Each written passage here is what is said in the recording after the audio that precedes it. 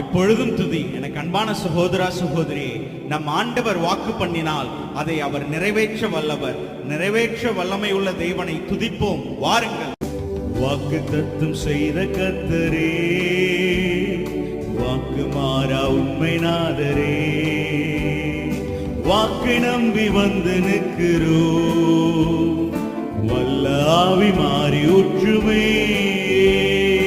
வாக்கை நம்பி வந்து நிற்கிறோ, வல்ல ஆவி மாறி ஊற்றுவே.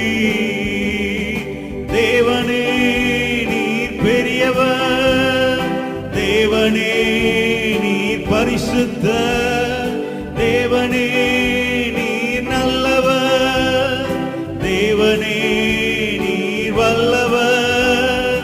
ஜீவ தண்ணீர் ஊறும் ஊற்றிலே ஜீவன் பேர என்னை நடத்தும், ஜீவ தண்ணீர் ஊறும் ஊற்றிலே ஜீவன் பேர என்னை நடத்தும்.